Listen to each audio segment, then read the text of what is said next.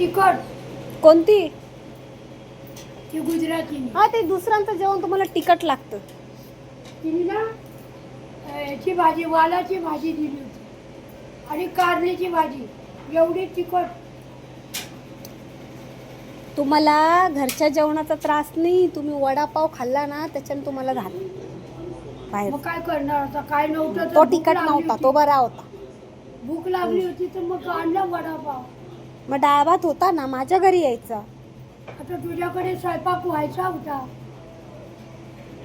कधी? माझा होतो 1 वाजेपर्यंत. या मग नंतर, तेव्हा बरं वाटलं की या. ते साधं वरण भात चालतो. हा, माझ्याकडे असतो डाळ भात. संध्याकाळी या, संध्याकाळी, रात्री. रात्री आज आता आहे थोडं वरण भात. हा, मग उद्या या, उद्या या. बरं वाटलं ना, उद्या या. डाळ भात करून जाऊ का आता? जाती, जा झोपा जा. उलट्या झाल्या बाई. हिरवी पिवळी. ए, वडापाव नडला. आराम करा, आराम. जा झोपा. ना मी आता तुम्हाला, जरा बरं मी वाटतं. त्या दिवशी वडापाव काल खाल्ला, मी माझं झोपून ऐकलं होती. नाही. काल मी झोपून होती. मी ना आली काल. त्या लुसीमुळे यायला भेटत नाही ना. लुसी आजारी होती ना, लुसी हा. आजारी होती ना, आजारा बरी आहे म्हणून निघली बाहेर. ठीक आहे, ती आता झोपली. तुम्ही पण झोपा जा.